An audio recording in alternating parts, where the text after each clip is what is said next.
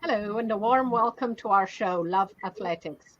In this program, we bring you the latest highlights from our sport with expert input from different continental areas.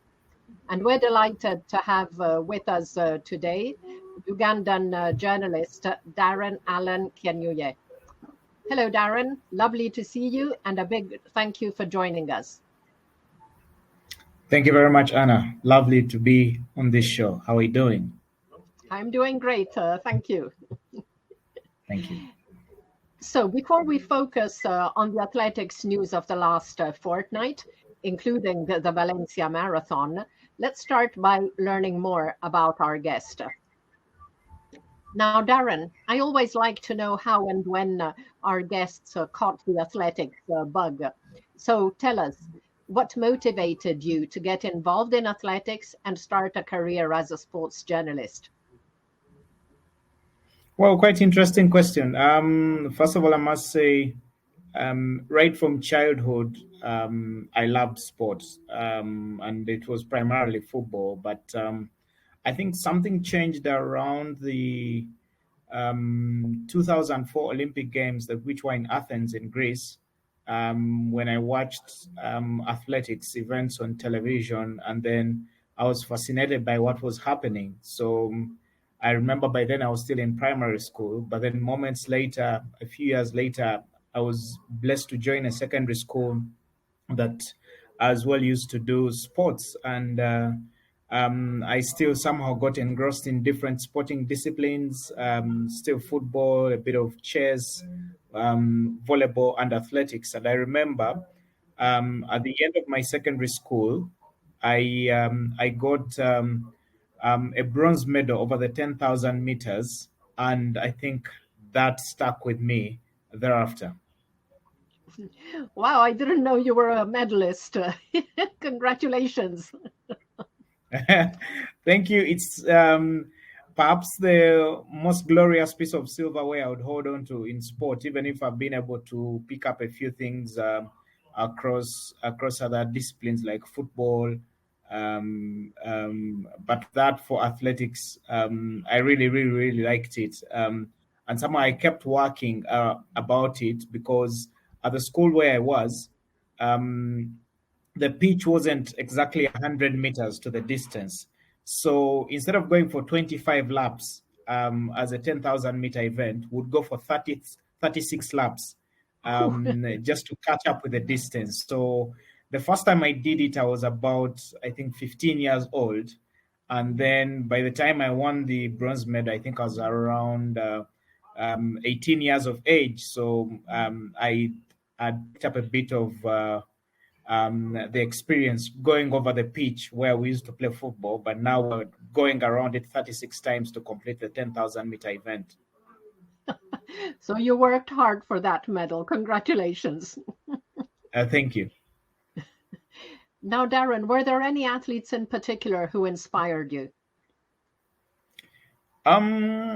Yes, I think around that time, I didn't have real proper grip of the athletes. I was still a young boy.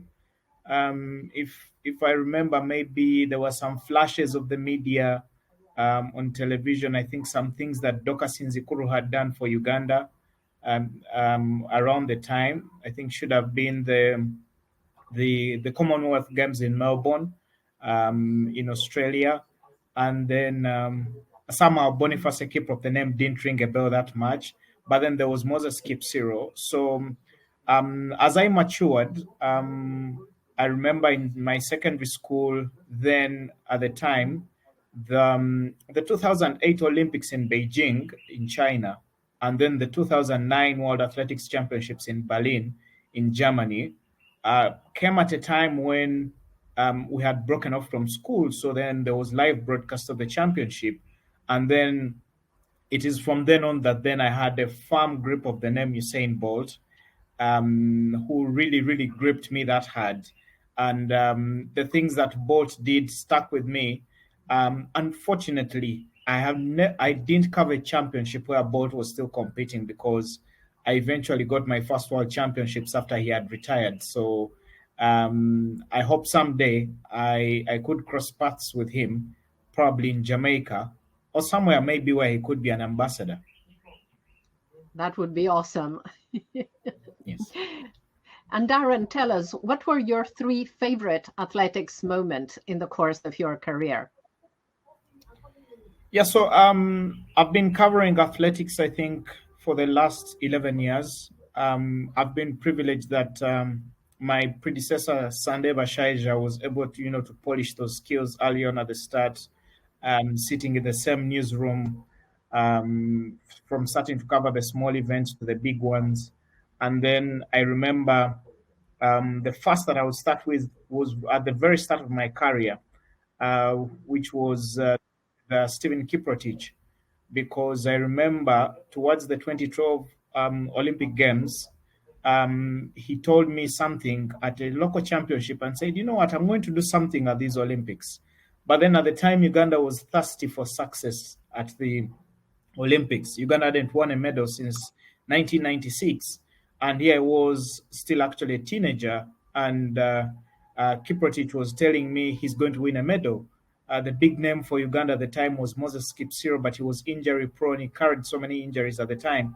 So Kiprotich then at the time, he texts me on Facebook, I think 2 nights before the marathon, and tells me, you know what, I'm going to win a medal again. So sometimes you don't overgo the expectations of what the athlete has told you entirely. So I just kept it within myself. And then on Sunday, August the 12th, in 2012, Kiprotich is on the streets of London, and then he caught the entire country by surprise, going on to win that gold medal, beating 2 experienced Kenyans, I think Wilson Kipsang and Abel Kirui, in that marathon final on the streets of London, going on to win that Olympic gold, Uganda's first Olympic gold in a space of 40 years.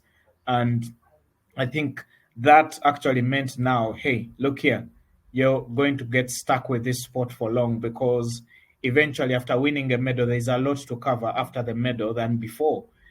So I stuck with the sport thereafter. And the other bit I would add is, I think 2 years later, now there was a bit of warmth towards the sport. Um, I remember some of the athletes that I had watched on television at the World and World Junior Championships in Barcelona were maturing, the likes of Winnie Nanyonda and Halima Nakai.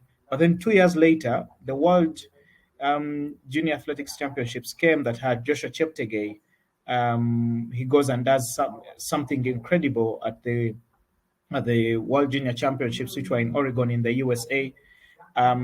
So then at the time, it meant there was a generation that I had to follow, that was going to grow in the sport. And so since I've been following Joshua, from all the failures to the successes that he's achieved, and I would pick the proper moment that I think turned him into a world beater entirely. That gold medal that he won, his first 10,000 meter gold medal at the World Athletics Championships, which were in Doha in Qatar, at the Khalifa International Stadium, which also actually happened to be the first World Championships that I was able to cover for a newspaper back home, the Daily Monitor. So in Doha,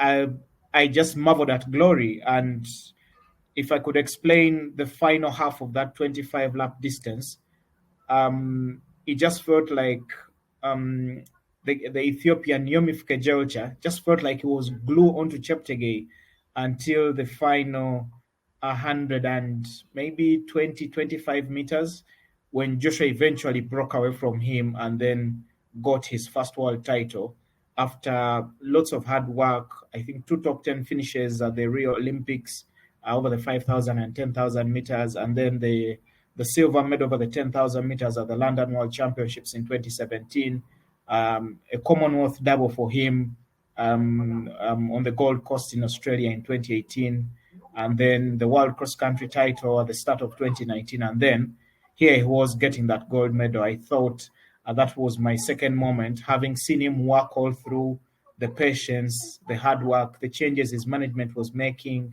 the improvements in that final lap, because I think that's what turned him into a world beater, because by virtue of stature, Cheptegei already had the endurance. So what he needed was speed, which they realized after the 2016 Olympic Games in Brazil. And then the improvements in that area eventually turned him into a world beater. And then he became unmatchable, repeating the same feat in Oregon, USA last year, and then early on back this year in August, retaining that world title in Budapest in Hungary. So the first 10,000 meter gold medal for me stands out. But then the final bit, I know there's been a lot of sporting success now over the years since Cheptegei opened the doors and rolled back to Kiprotich and Moses Kipsir and company. But I want to give it to Halima Nakai, the final third beat, because in Doha, the anticipation was on Joshua converting his silver from London into gold.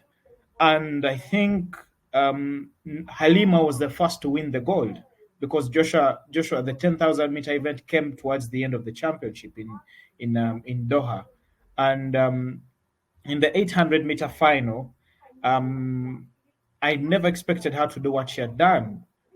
She had piled up quite a number of races. I think there had been the African Games in North Africa in Morocco, where she went and picked a bronze medal over the 800 meters. And then it didn't look like Nakai still had anything because towards the final stages of her outdoor season before going for the World Championships in Doha, because the Doha Championships came a little bit late in the season, Nakai was shedding tears because she wasn't hitting the times that she had been targeted. And so to watch that 800 meter final where she got into it, I think there were three Americans. I remember, I think Raven Rogers and Aji Wilson, more experienced than her. And then there was, I think, Eunice Sum, another experienced Kenyan. And then Nakai just out of the blue burst out in that final sprint over the final 80 meters and then just out sprinted almost everyone and went on to win the gold. Even the dancing that happened thereafter, it was quite humbling. I remember so many things happening, several journalists looking for me just to get now an interview with Halima in Doha. Literally all the big media houses, the BBC, CNN, and the Olympic Channel are trying to look for her just to get that interview. I thought those are the three standout moments. There have been several success stories during the time I've covered athletics for Uganda, but I think those three stand out and a little bit sentimental for me. Thank you, Darren. Now, I think the best part of Halima Nakai's victory in Doha were the celebrations with Winnie Nanyondo. I mean, Nanyondo took bronze, and she's just as happy as if she had won. It was fabulous. Yeah, and that moment means a lot to Winnie Nanyondo because since then and before she had so many shortcomings. I think the only piece of silverware she'd taken had been a bronze medal at the Commonwealth Games in 2014 in Glasgow in Scotland, where I think Eunice Sum at the time was unbeatable, and Nanyondo was just coming through. Now, unfortunately, the next season, which was 2015, Winnie actually failed to qualify for the World Championships. She struggled to hit the qualifying times to qualify for the Beijing World Championships, which were in China. And to see her bounce back 4 years later and smile to something, I thought that was really, really a phenomenal point. And then to have her training partner almost turned sister, because the two athletes come from the central part of the country and they had been training together doing the same events. Just to see them celebrate and dance inside the Khalifa Stadium, it was quite humbling and, as I stated earlier, sentimental for me. Definitely, I can imagine. Thank you, Darren. That was really interesting. Now we'll come back to learn more about our guest, but let's look now at what's been happening in our sport. over the last fortnight, starting with road races. On 18 November, the urban trail took place in Lille with very good performances over a 10 kilometers race, especially among the women.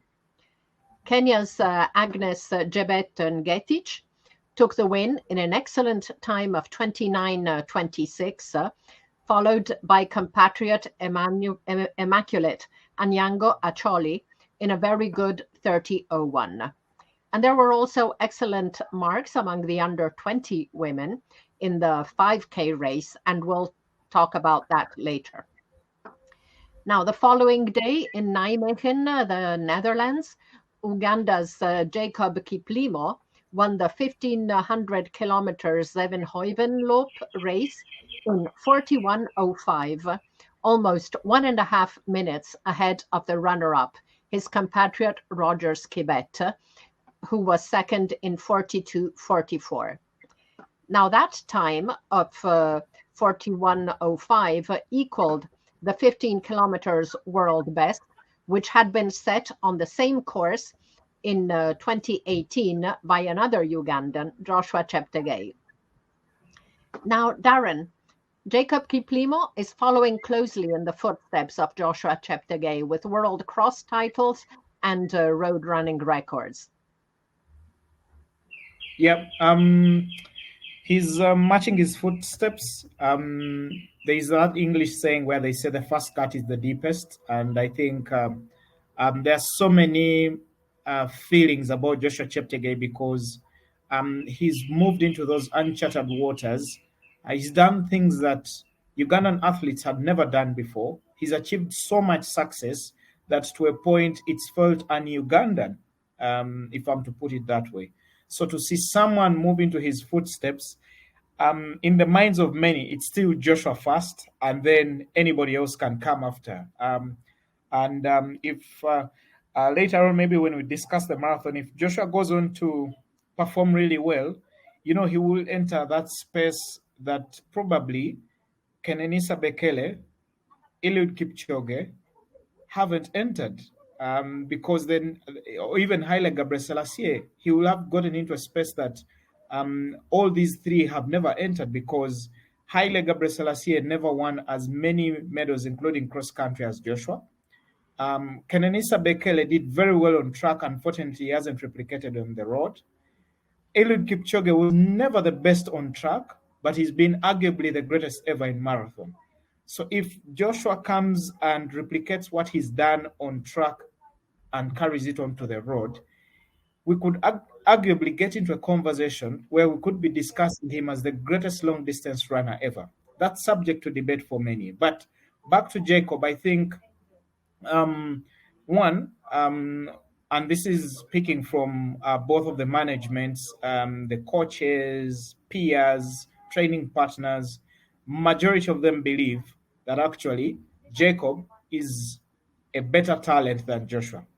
Though Joshua has worked so hard to achieve much success over the years. And many believe that if Jacob gets his grip, say, onto track for some time, he could go on, to do things that Joshua has done. Unfortunately, from what I gather in the corridors, is Jacob Kiplimo as well could be lining up his debut marathon not far from now. So we are likely going to see Uganda's two bulls in the kraal move into another paddock at the same time and not have two Ugandans or two big bulls in two separate paddocks in the kraal. That would be long distance running. So I feel that is the only challenge that Jacob faces, that he still remains in the shadow of Joshua. And unfortunately, the talents, the way they come through for Uganda, is usually you get one talent for a certain period of time, but we are perhaps gifted that we are in an era that has two people giving, two people delivering, Jacob Kiplimo and Joshua Cheptegei. Definitely. Good moment for Uganda. Yeah. So thank you, Darren. A week later, on 26 November, Shanghai Marathon saw excellent results among the men. Kenya's Philemon Kipto Kipchumba won the race in 2 hours 05:35 ahead of Tanzania's Alphonse Felix Simbu, 2:05:39, and compatriot Solomon Kirwayego, 2:05:42. The women's race was not as fast, but still a good 2 hours 21:28 performance by Ethiopia's Siranesh Yirgadagne. And then on 3 December came the last major marathon of the year in Valencia. Now, the fast course there always produces excellent results, and 2023 was no exception. Let's start with the women's race, where Varknesh Degefa led a podium sweep for Ethiopia, clocking an excellent 2 hours 15:51 ahead of Almaz Ayana, 2:16:22, and Hiwot Gebrekidan, 2:17:59. Now, the men's race was even faster and had amazing depth. The win went to Ethiopia's Sisai Lemma, the 2021 London Marathon winner, in an excellent 2 hours 01:48. This is the 6th best time in history and makes Lemma the number 4 performer on the all-time list. And interestingly, it also improves the course record of 2:01:52 set last year by Kelvin Kiptum in his stunning marathon debut.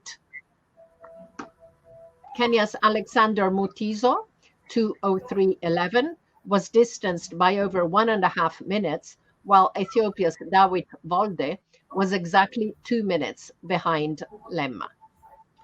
In 4th place was the great Kenenisa Bekele.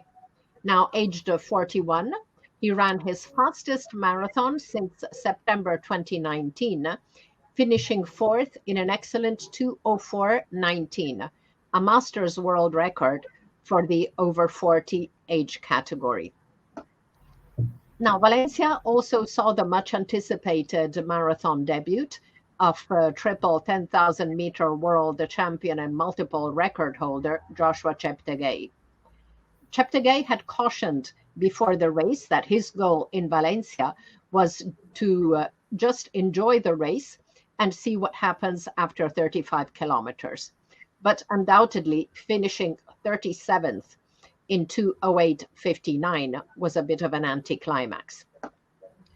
After the race, Cheptegei declared, "I have had disappointment before, and it always made me come back stronger. It is the most powerful lesson in life." Darren, what was the feeling in Kampala about Cheptegei's marathon debut? I think pretty much disappointing for many people, especially like I stated earlier, that the things he has done for the larger part of his career, they've been un-Ugandan. Now, the expectations from Joshua go out and win every race. It's why even at the start of this year, it was very difficult to explain to people that Joshua had struggled with an injury towards the end of last season after retaining his world title at the Oregon World Championships in the USA. He attempted to do the dab and then pulled a hamstring, consequently missing the Commonwealth Games in Birmingham in the USA. And then what eventually happened after is I think he also pulled out of the Great North Run. And then he only returned to competitive action towards the end of last year, but still he hadn't recovered. I think he did a 10-kilometer run on New Year's Eve in Madrid and then won it. And then coming into this year, he still had a bit of the injury. It's why you notice he couldn't defend his title at the World Cross Country in Bathurst in Australia. And then on track still, I think Joshua didn't win any single race. He was asked several questions across the season until when he won his first race of the year, and actually the only race he's won this year, which was retaining his world title over the 10,000 meters, when he actually chose to kick a little earlier than before. maybe with about 420 or 30 meters to go in Budapest, and then he won it. So to return to your question of the marathon, one, from the conversations that I had with his management, particularly his coach Adi Reuter, they clearly had changed a few things in training, increased the long runs, I think lessened on the sprints, to try and adjust the body for a period of about 8 weeks before the Valencia marathon. So when they got to Valencia, I thought, one, because Joshua was coming to the marathon for the first time, he was not in control of the proceedings. And I think they started from the deep end. So when they started from there, I thought by halfway point, that's where the problem started for Joshua, because they crossed the halfway mark in 1 hour and 35 seconds, which was about 16 seconds inside the world record pace by Kelvin Kiptum. And I thought from the experience and the marathons that I've watched, his coach and the manager Yuri van der Velden from Global Sports Communication, they had hinted that the targeted time for Joshua was about 2 hours 3 minutes or 2 hours 3 minutes and 30 seconds. So by crossing the first 21K in about 1 hour flat and 35 seconds, I thought he had gone pretty fast. And from my experience, and because Joshua was inexperienced in doing marathon, and from my experience in watching marathons, I knew that at some point he was going to pay the price for going really fast. And you notice that the experienced guys in that race, like Kenenisa Bekele, I think when he sensed that the pace was too high, he went slow. But Joshua kept with the lead group. And I think until the 23rd, 24th, 25th kilometer, when the front group now chose to go, when the two pacemakers chose again to up the speed, Joshua lost touch. Now, when he lost touch, if you notice, the guys like Bekele who are experienced in marathon, he actually recovered to finish fourth. He went past the likes of Kandie Kibiwot, among others, to finish fourth. Now, Joshua, when he lost touch with the lead group and was running solo, he burnt out loads of energy. He was in unfamiliar territory. He's used to leading races and not chasing. And then this is marathon. And yeah, so, but I've also got to applaud him because for him to hang on and not have a DNF, but rather have a 2:08:59, I've got to give him a thumbs up for that. The manner in which he finished, the cameras brought out the shots as he was finishing, and they were quite worrying. It more felt like that sorry day of March 26th, 2017 at the World Cross Country Championships in Kampala, in Kololo, when, he just withered terribly. And I think it was the same feeling. Speaking with the management after the race, they said the lessons to learn are many. The truth is Joshua ran out of energy, and he ran out of energy way early, because if you burnt out before the say the 28-32 kilometer phase, that's understandable. But before that, that was really, really tough on Joshua. But to hang on and finish 37th, I've got to give him an applause. It means after the Paris 2024 Olympic Games, Joshua should be in proper frame to go and challenge for more silverware on the road. Well, I hope so. I'm a big fan of Joshua Cheptegei. Now, as we mentioned, the races in Valencia were very fast and very deep. There were at least 22 national records set, and there was also a South American record for Ecuador's Silvia Ortiz Morocho, who finished the race in 18th spot in 2:24:50, improving the mark set by Colombia's Angie Orjuela in Berlin last September. Now, 2 weeks earlier, on 19 November, there had been another South American record over the 10 kilometers road race for Argentina's Florencia Borelli, who clocked 31:58, when placing third in the Flanagan Rockin' Rib Run in Miramar in the US, taking 5 seconds off the 1994 record by Brazil's Carmen de Oliveira. Now, Borelli had also set an area record for the half marathon at the end of August. So finally, let's look at some tidbits from marathon races. Also on 3 December, the Fukuoka Marathon took place, and 41-year-old double world champion Abel Kirui was hoping to stake a claim for selection in the Kenyan marathon team for the Paris Olympics.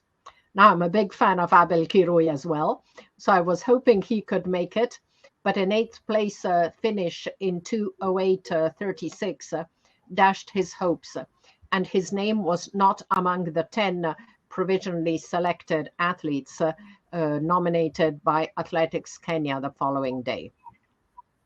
Also on 3 December, in Hofu, Japan, Japan's prolific marathon runner Yuki Kawauchi, who was the surprise winner of the 2018 Boston Marathon, added another win to his list on home soil in 2:08:32.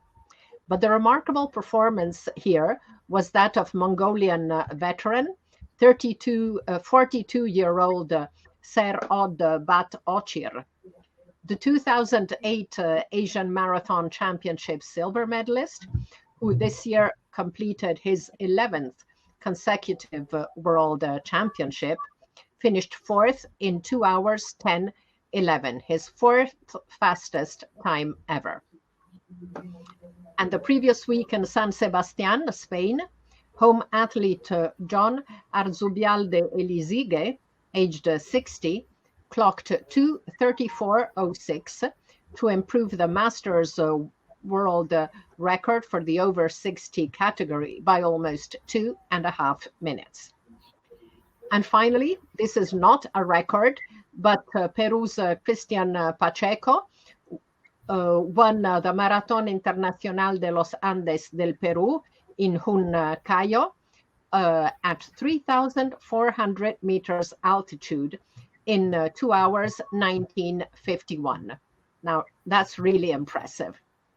Pacheco has a PB of 2:07:38 and had recently won his second Pan Am Games marathon title in Santiago. Now, Darren, in spite of notable marathon victories by Stephen Kiprotich at the 2012 Olympics and Victor Kiplangat this summer in Budapest, top Ugandan marathoners are rare on the world scene. What do you think are the reasons? Yeah, the top marathoners are rare on the global scene from Uganda. One, because as a country, our pool of elite runners is not as big as the countries that challenge or contend in the marathon. I believe every weekend there is a city marathon out there, and the pool of Ugandans is just increasing. I think for you to achieve quality, you need some quantity first. So then you can sieve to get some quality. And even if you notice in history, Ugandans who have achieved success over the marathon, we haven't had the first ones. And because championship races are slower and require more tactics, it's easier for Ugandan marathoners who are slower to find ways onto the podium. Yet you'll find that for city marathons that have cash packages and world records on offer, you're not going to find many Ugandans there. I think in the world marathon majors, lately, of course, the upcoming marathoners have been entered as pace setters. For instance, Abel Siko. I think even Jacob Kiplimo was part of the Nike pace setting team for Eliud Kipchoge at the Berlin Marathon this year. But to find the Ugandans who have competed in the world marathon majors, it's just been a handful. I think Stephen Kiprotich, at the time he held both the world and Olympic title in 2014, he was invited to the London Marathon. I think he finished 12th. You can see. When you look at the other Ugandan who was invited recently to a world marathon major, it was, I think, then in London, 2014, I think also the experienced Jackson Kiprop as well took part. And then until last year at the Chicago Marathon, when Stephen Kisa, who is currently the national record holder with the record standing at 2 hours, 4 minutes and 48 seconds, was invited to Chicago. And then he stepped into a hole on the course and just couldn't keep with the lead group after 33 kilometers. So he actually got bruised. So you find that for Uganda, in the major city marathons, if there are those that are winning, they are winning much slower courses. But on the fast courses, we've not had many. But I think because now that trend is changing, because we lately now have athletes who are entirely focused on marathon programs. For example, Victor Kiplangat, who now has the world and Commonwealth title, he's been focused on marathon since the pandemic. And I watched him conquer the tough terrain, winning the Istanbul Marathon in Turkey in 2021. And then last year, I was privileged to travel to Hamburg in Germany to watch the Hamburg Marathon, where actually Stephen Kisa set that national record when he finished second, and then Victor Kiplangat, who came fourth. And then I watched Victor Kiplangat again in Birmingham at the Commonwealth Games. I was there in England when he won that Commonwealth title, and then I was still privileged to be in Budapest on that sweet Sunday morning when he as well added the world title to his CV. So if you look at all those events, in Birmingham, he competed against 9 other competitors. So it was easy to break away really early because he was in top shape and he had been rested and kept away from the Oregon World Championships because the recovery time between Hamburg and Oregon wasn't enough. But there were a few extra weeks that he had to compete in Birmingham. So he was able to win that. When you look at Budapest, the conditions as well came in. So when the conditions come in, they impact the time. And you notice he won with a much higher time than normal. So, and you to win the world championship medal, usually it's very hot because it's in the summer. And then the athletes that target medals and have the tactics go on to do it. But now that I think Joshua Cheptegei is entering the arena, and shortly Jacob Kiplimo will be in the arena too, I'm certain one of those two should be able to run under 2 hours, just like Eliud Kipchoge tipped Cheptegei to do it. I actually think it could be easier for Jacob Kiplimo to do it. Wow. Thank you, Darren. Now, after reviewing road races, let's look now at another aspect of out-of-stadium events, cross-country. On 18 November, the NCAA Cross Championships were held in Charlottesville, Vermont. The women's winner in the 6 kilometers race was NCAA 5,000 meter champion Parker Valby, who David Monti had tipped for the win in our last show. Among the men on a 10-kilometer course, the winner was Graham Blanks.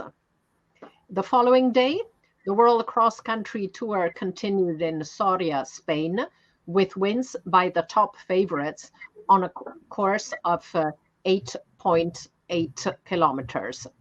The men's race went to Burundi's Rodrigue Quizera, the reigning champion, in a very tight finish over Kenya's Hilary Chepkwony, with both clocking 25:36, and Uganda's Martin Kiprotich was third in 25:40. Among the women, Spain-based Likina Amebwa was also pushed to the tape by compatriot Azayech Ayichu, 29:44 to 29:46, while Italy's Valentina Gemetto was third in 30:06. The following Sunday, the tour continued, again in Spain, in Alcobendas, on a 10.6 kilometers course, 10.06 kilometers course for the men and 804 kilometers for the women. Rodrigo Quizera chalked up another victory, a clear one this time, leading with 29:34 over Martin Kiprotit with 29:42, while Burundi's Celestin Dikumana was third in 29:56. And among the women, it was another win for Likina Mebwa in 26:34, ahead of compatriot Azayech Ayichu, 26:39, and Italy's Nadia Battocletti in 26:51. Now, the following leg of the World Cross Country Tour was held in Austin, Texas on 30 November over an 8 kilometers course. Home athlete Katie Wasserman won among the women in 2050, while the men's winner was South Africa's Adrian Wildschut in 22:08. Now, Darren, Kenya has a vibrant national cross-country circuit. Is this also the case in Uganda? Yeah, I think obviously the attention on long-distance running has since intensified in the aftermath of Joshua Cheptegei's dominance. You find now that I would say maybe the top management in athletics globally, that is Global Sports Communication from the Netherlands, and then Rosa Associati from Italy, have since set up different camps in the eastern part of the country, which is quite hilly, just to get a little more talent come through the ranks. And I think since 2017 in Kololo at the cross-country championships, I think after the country witnessed the amount of success it got, despite Cheptegei's failure on home soil, I think it opened up eyes to so many upcoming athletes. Because as we speak now, the World Cross Country title is held by the Ugandan Jacob Kiplimo. Previously, it was Cheptegei. And you think next year when they get to Serbia in March, depending on the priorities that they choose for Joshua, you clearly see, I think, Kiplimo is a line ahead if in trying to try to retain that title, but he should come with good company, to try and defend it, because the team medals are really, really key for Uganda. There are some upcoming athletes who did very well in the junior men's, in the under 20 men's 8-kilometer event in Bathurst. I think Dan Kibet, who came sixth, and Kenneth Kiprop, who came fourth. And I think they've had several cross-country races under their belts, particularly Kiprop, who a few weeks ago, I think, won in Cardiff. And I think those names that I've stated, even Priska Chesang, the youngster, the two-time 5,000-meter under-20 bronze medalist, they should come into the picture. Previously, Uganda have been serial competitors in the World Mountain Running Championships. And now, because of the impact of Cheptegei and Kiplimo, there is an urge to push their dominance into the World Road Running Championships, as well as the World Cross Country Championships. In cross country, it's yielded some bit of fruit for Uganda. I still think Uganda will have still a piece of silverware or more in Serbia early next year. But then again, I've got to add that there will still be some new faces that will be coming through the ranks for you to see. And then Uganda targeting that team gold or team silver medal. The team medals are really, really key for Uganda. Somehow, the senior women have mastered the art of picking that team bronze medal over the years. They somehow work their way up and they're able to pick, to collect it. So it's very, very important for Uganda, and I believe the forthcoming national cross country championships will be really key in trying to select a core team that will represent Uganda in Serbia and hopefully keep the fire burning. Now, Darren, one epic cross-country moment had to be the Ugandan 1-2 at the World Cross in Aarhus 2019. Yeah, and in Denmark, on a very, very tough course, I must say. And I think the Ugandans went really, really hard after what happened to Joshua and home soil 2 years before, as I stated here. And it just turned out to be the year that sealed Joshua's legacy, because I think it was the first time at the end of that year that he was nominated for the World Athlete of the Year. Even if he didn't win, I thought arguably he had done incredibly well, because he also won the 5,000 meter Diamond League trophy in 2019. And to beat Geoffrey Kamoro, who actually went on to win the gold medal in Kololo 2 years before, who was his training partner 2 years before. I thought that was really, really incredible. But the Ugandans came out really, really hard, because it wasn't only actually Cheptegei and Kiplimo who did a 1-2 in the senior men's race.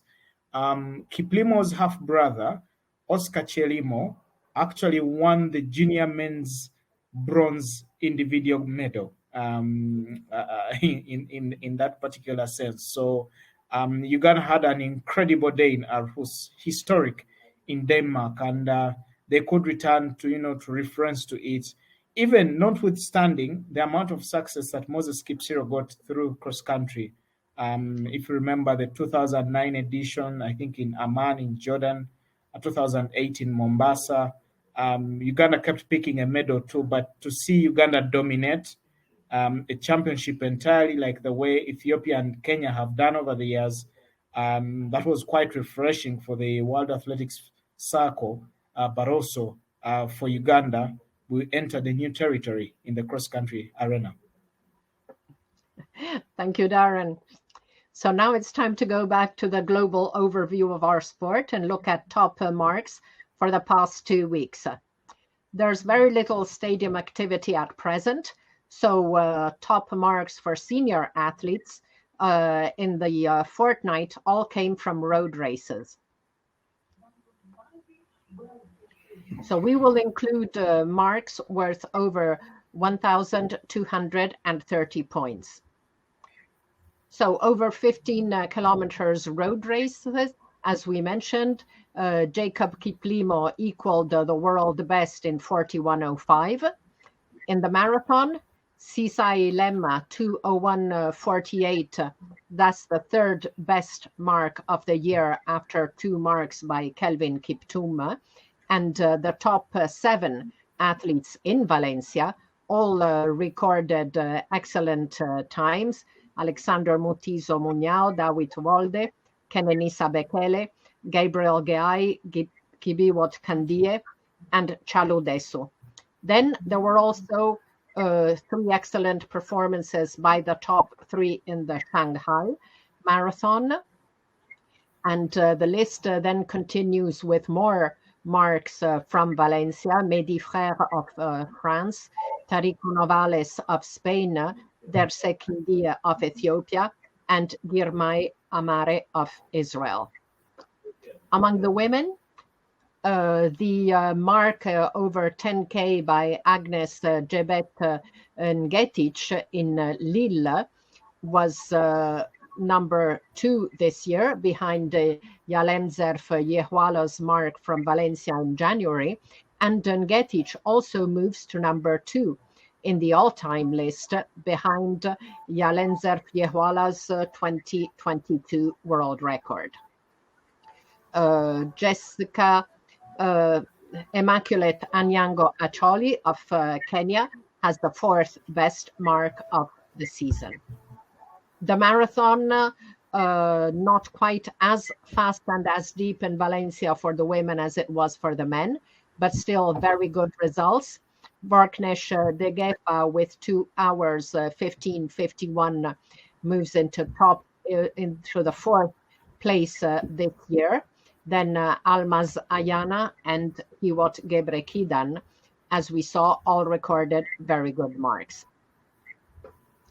Now, this is this crazy part of the year where we have road races and cross country, but also outdoor competitions in the southern hemisphere and indoor meets starting in the north, especially in the US. So let's look at the top indoor marks of the last fortnight. And here there was a remarkable 5,000-meter race held on 2 December in Boston at the Sharon Collier Danville season opener, where winner Graham Blanks won in 13:03.78, which moves him to number 16 of all time for Blanks, who, as we saw, had just won the NCAA cross title. And he won over Australia's Kai Robinson with 13:06.42. And that mark was an Oceania indoor record for the Australian, who was the NCAA champion this summer at both 5,000 and 10,000 meters. There were also very good performances in the last fortnight by underage athletes, starting with the under 20s. With few athletics competitions currently taking place, there was just one outstanding competition to report, and that was in Lille, the 5 kilometers distance at the Urban Trail road race. Now, in Riga, Ethiopia's talented Medina Asa had set the area under 20 best of 14:41 on 1st October, and on 18 November, 2 more Ethiopian ladies, Vubrist Ashchal and Asmarich Anli, they equaled that time. So they are all now co-record holders. Among the under 18s, there were 2 remarkable performances. In the triple jump, Cuba's Gian Carlos Baxter leapt to 15 meters 86 in Caracas at the Central American and Caribbean Youth Games, while in Sydney, talented Australian 16-year-old Isaac Beaufort made an impressive debut over the 10,000 meters race walk, clocking 41:48.76. So both these marks are world leads for these excellent athletes. So now, as we reach the end of the season, it's time to look back at all of 2023. So, Darren, tell us, what were your favorite athletics moments of this year? Yeah, so, and I'm going to be a little selfish and go with all Ugandan moments because the country was able to, rack up some silverware across varying disciplines. To begin with, I think the top or peak moment of it should be, I think, Joshua redeeming himself and retaining that 10,000-meter world title for a second time running, which was a back-to-back championship title over the 25 lap distance in a year where he had faced several and tough questions from the Ethiopian cast, the likes of Yomif Kejeocha, Solomon Barega, and then the youngster Berihu Aregawi, who is, I think, going to be one of the next big top talents of a long distance running on track. So for him to come out of the shadow and silence everybody, that breakaway that he did quite early, because majority felt they were going to go toe to toe with him in the final 400 meters, and then he peeled away a little earlier than they had expected, and he was en route to winning it. There is a video of me celebrating that gold medal on Twitter, which has since gathered a lot of kind can I say, excitement among the Ugandans because I was in the stadium in that final moment. Yeah, so that being the first, and then the second, I think I'll give it to. It's going to go to the marathoner Victor Kiplangat, who emulated Stephen Kiprotich and won the marathon title, the World Championships, 10 years after Stephen Kiprotich did it in Moscow. So here in Budapest, first on that day, the day before, I had lost my way into the area for media. So I actually watched the larger part of the race for the women on television. Now, the next day, because I knew the way, after I made a bus stop, I got off and got in, and the guys were actually were getting on with the event. So I sat in really quickly, and there is an Ethiopian friend of mine called Haile. So we sat together and were hiding from the sun because the sun was hitting us straight, and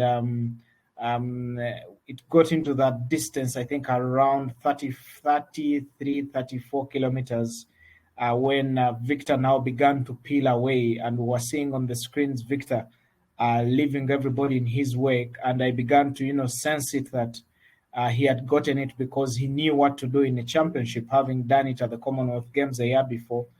And then here he was returning, picking the flag, turning around, and then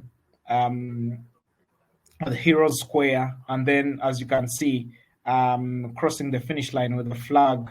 And again, congratulatory messages coming in from every other journalist who knew that I was Ugandan in the media center at Heroes Square. And then, he got that one. So that would take my second moment. And actually, that means Uganda left the championship with 2 medals, which were both gold.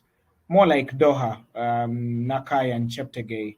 Though in Oregon, Uganda got 3, a gold and 2 bronze medals. Cheptegei, a 10,000 meter gold, Kiplimo, a 10,000 meter bronze, and then his half brother, Oscar Chelimo, getting a 5,000 meter bronze. And so my final moment, I would still stick with Ugandans, is now Kiplangat's other half brother, Jacob Kiplimo, who won the cross-country title in Bathurst in Australia. Normally at the start of the year, there's a lot of unpredictability. You don't know who is in what shape. Some cross-country runners don't run as many races. They just turn up for cross-country. Majority of them rely on experience. You can stretch back to the years of Kenenisa Bekele. And now for this one, the senior men's 10-kilometer event, Joshua came into it. He wasn't fully fit because of the injury he had been carrying. But somehow, Jacob Kiplimo, he improved his second place 4 years before in Aarhus, and then turned it around to still give the delight to Uganda, and went on, to cross that step first in Bathurst. Even if Cheptegei didn't win, because he also got a bronze medal, so it was a 1-3 for Uganda and not a 1-2 because of one youngster in Berihu Aregawi, who still kept with Kiplimo until Kiplimo broke out, I think, in the final lap of 2 kilometers, and then went on to win it. So I think that should sum for me the 3 moments for the year. Personally, it's been another incredible year for Ugandan athletics. Thank you, Darren, definitely. So this is the time of the year when national, continental, and global associations elect their athlete of the year. World Athletics had announced its finalists for both the athlete of the year and the rising stars, and the winner will be announced on Monday, 11 of December. Athlete of the Year finalist, as we saw, among the men, Neeraj Chopra in the javelin, Ryan Krauser shot put, Mondo Duplantis pole vault, Kelvin Kiptum marathon, and Noah Lyles in the sprints. Really difficult to choose there. Among the women, the finalists for Athlete of the Year, Tigist Asefa in the marathon, Femke Bol in the 400 hurdles, but also the 400 flat, Shericka Jackson in the sprints, Faith Kipyegon in middle and long distances, and Yulimar Rojas in the triple jump. The men's Rising Star finalists, 3 finalists were selected. Roshan Clark of Jamaica in the 400 hurdles, sprinter from the US, Arion Knighton, and Kenya's middle distance runner, Emmanuel Wanyonyi. Women's Rising Star finalists, Kenyan steeplechaser Faith Cherotich, Ethiopian middle and long distance runner Medina Asa, and Serbia's high jumper Angelina Topic. Now, ahead of next week's announcement, we continue our own poll. So, Darren, tell us, who are your personal athletes of the year? Wow, good question. Globally, I think I'll go for Faith Kipyegon. She had an incredible summer. I think if you ask her to do it again, she may never be able to. To be able to break those world records, including over distance she had never done competitively, that is the 5,000 meters, I thought that was quite refreshing in the middle to long distance arena. So I think she's heads and shoulders above majority of the women. Even if that women's world record still fell this year over the marathon, I want to stick with Faith Kipyegon. Then for the men, I must say Noah Lyles came through a lot to get that world title back 4 years later over the 100 meters, and then go on to do it again in the 200 meters. And then he still came through the 4x100 meter relay and still did it for the USA. Something that could not have been emulated by the female compatriot Sha'Carri Richardson because of Shericka Jackson's prowess over 200 meters. So I think give it to Noah Lyles, but also I've got to spare a thought for Ryan Krauser. Even if in this part of the world where I come from, we don't follow quite a lot in the field events, I must say his world record, I think 23.56 meters that he threw early on in May for the world record, and then eventually turning in, getting the world title. It's been a really, really competitive space in the men's shot put. I think he's faced a lot of competition from fellow Americans. I think even Tom Walsh in that space there. And I've watched quite a lot of the stuff that they've done over the Diamond League this year. And I think surely Ryan Krauser deserves an applause. And of course, this is not to water down the other things that all the other guys have done across the year, the likes of Mando Plantis, among others. So I've got to give it to those ones in that particular category. Thank you. And as you say, it's really interesting that you include a shot putter, because that's not an event which normally catches the fantasy of journalists and public in Africa, is it? Yeah, it isn't, largely because majority of the focus on the continent goes to the track events, but also because the continent still has several deficiencies in the technical aspect of the field events, be the javelin, shot put, high jump, long jump, triple jump. I think one of the guys who has really, really stood out, I would say maybe over the last 1 decade, even after Julius Yego of Kenya went on to win that gold medal in the javelin in 2015 in Beijing. I think Hughes Fabrice Zango, the guy from Burkina Faso, has done incredibly well in the jumping, the triple jump. And I think now he holds the world title, having moved from a bronze in Doha to a silver in Oregon, and then now coming to the the gold that he won in Budapest. So, and these days, after the incredible scenes I watched in Oregon on the field, these days I'm looking out for something of the kind. If you remember, I think there was a medal sharing in the women's pole vault, if I recall, in Budapest. So I live for those ones beyond the track. Thank you, Darren. That's really interesting. And tell us now, who are your personal rising stars? Okay. I must say, one, Letsile Tebogo. This is a guy that the first time I glanced at him running at the World Under-20 Championships in Nairobi in Kenya, which were held in 2021, post-pandemic.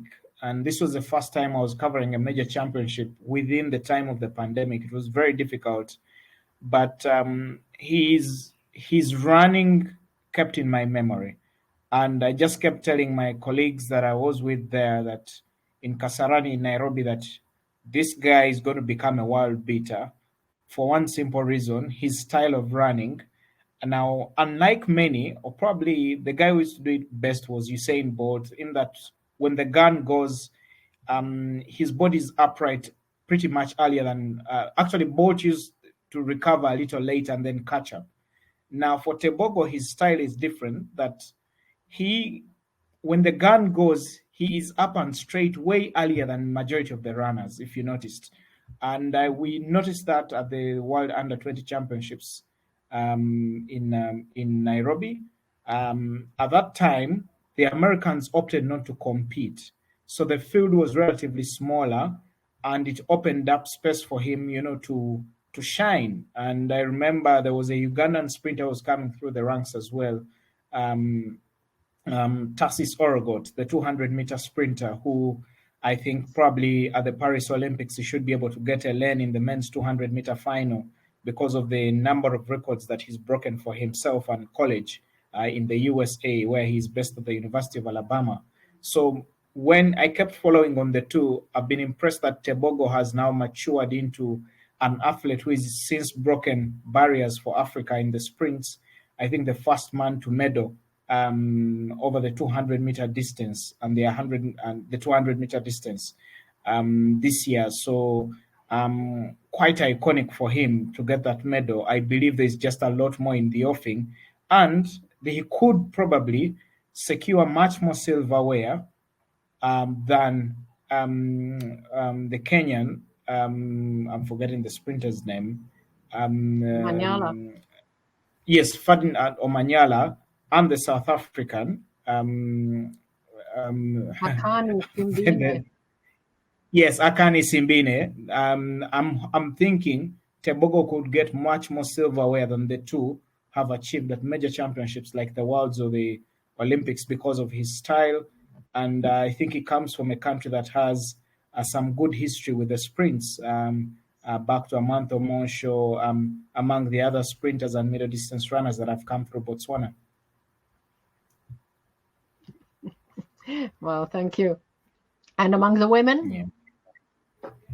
Yeah, for the women, I've still tried to scan through. Sometimes for the women, you only see them when they're about 22, 23. And I haven't picked up on any. Maybe Faith Cherotich in the women's steeplechase. She could do something. I saw her last year capitalize on Perth Chemtai's fall and then went on to win the Commonwealth title. But I think she could be one of the faces that you look up to. But I've also got to spare a thought for some of the young upcoming stars from Uganda, particularly Priska Chesang, who I think this year, she stepped into the arena for the seniors. I think she finished 8th at the World Cross Country Championships in the senior women's race. I think she picked a team bronze medal. And then last year, she completed the year on a high, winning that San Silvestre 10-kilometer event in Madrid. And then the last two World Under-20 Championships, she's picked up the bronze medal over the 5,000 meters. And you think now maybe she should take on the mantle and step into the spaces that the likes of Sifan Hassan have have tried to take on, the likes of Vivian Cheriot, among other athletes who've dominated the long distance running arena, particularly the 5,000 meters and 10,000 meters. And also the other youngsters that she trains with, there is a group of youngsters that are trying to follow the footsteps of Joshua Cheptegei, like Dan Kibet, Kenneth Kiprop, and then Rogers Kibet, who I think over the next few years, now when Joshua concentrates on the marathon, you could perhaps be seeing them a little more in the Ugandan bib. Thank you, Darren. That was really interesting. Yeah. Now let's look at upcoming events as we reach the end of our show. So we'll be looking for at more than a month of events because things slow down. This Sunday, European Cross Championships take place in Brussels.